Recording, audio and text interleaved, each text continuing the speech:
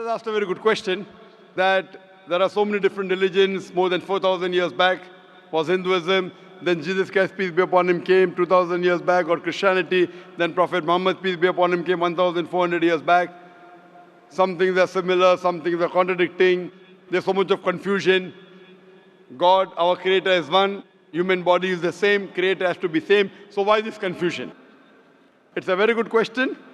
The reply is given in the Quran in Surah Al-Imran, chapter 3, verse number 19. It says, Inna Dina Indallah al-Islam. The only religion acceptable in the sight of God is Islam. That is peace acquired by submitting our will to God. Almighty God only gave one religion to the human beings. As I said earlier, Almighty God has only sent one religion. But He has sent many messengers. When He sent messengers who got messages, by the passage of time, the message got changed. Again a new messenger came. He brought a fresh message. Again the people changed it. Again a new messenger came. It happened for many years down the ages. But all the messengers brought, the basic message was the same. Almighty God, the last and final message was the Quran. Now you will ask me this question, that why did God reveal the Quran 1400 years back? Why didn't He reveal the Quran directly? Reveal the Quran directly? No confusion. You know, my son, he wants to become a doctor. He tells me, Father, Abba, why do you put me into nursery, then junior KG, senior KG, first standard? Why you put me in school? Directly put me into medical college. I said, son, if you want to be a doctor, first you have to go to nursery, pre-primary, primary school, secondary school, medical college, then you'll become a doctor. You can't directly enter a medical college because you won't understand. So Allah subhanahu wa ta'ala, who is our creator, He knows very well that human beings would not be able to grasp the complete message of the Quran if it was revealed earlier.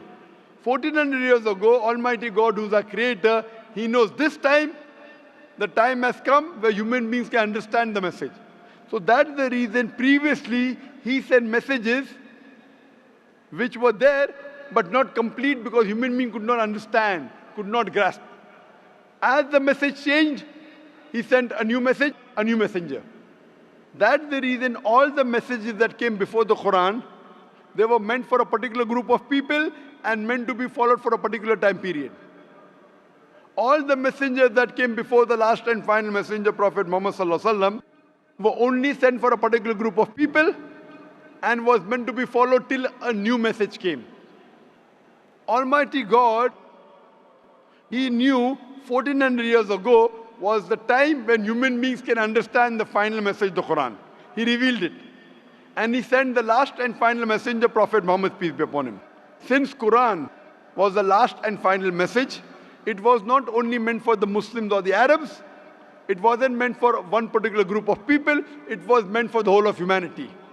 All the messengers that came before were meant for a particular group of people, and the message was supposed to be followed for a particular time period. Because Prophet Muhammad, peace be upon him, was the last and final messenger, he was not sent only for the Muslims or the Arabs, he was sent for the whole of humanity. But now today, you ask me, why are there different religions? Our Creator sent only one religion. We human beings kept on changing. But even in the corrupted form, I have a formula. I have a formula which will not antagonize any human being. I tell all these human beings, at least believe that there is one scripture which is 100% the word of God. So the Hindus would not mind agreeing, I believe Veda to be 100% word of God. The Christians would say, I do not mind believing Bible to be 100% word of God. The Muslim will say, I don't mind believing Quran to be 100% word of God. So I tell them, okay, now let us agree to follow what is common in all these scriptures. What is different, we'll discuss tomorrow. Let's not fight over the differences. Let us agree to follow what is common, and at least we'll be sure that what is common in all the three scriptures, this at least minimum is 100% the word of God. What is different may be the word of God, may not be the word of God. That we can discuss tomorrow. Now, when we do a research, and I being a student of comparative religion, I've studied the Vedas, I've studied the Upanishads, Bhagavad Gita, Bible, Old Testament, New Testament, Quran. Now, when I do research, I've come to know that all these scriptures say that there's one God. All the scriptures say that God has got no image, has got no photograph, no painting, no statue, no idol. All the scriptures say that Almighty God does not beget nor is he begotten. All the scriptures say that the last and final messenger to come is Prophet Muhammad, peace be upon him.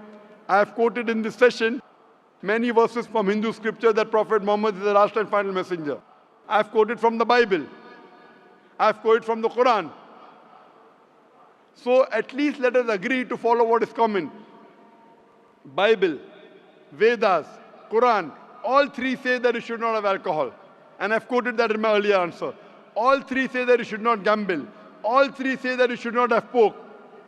So let us agree to follow what is common.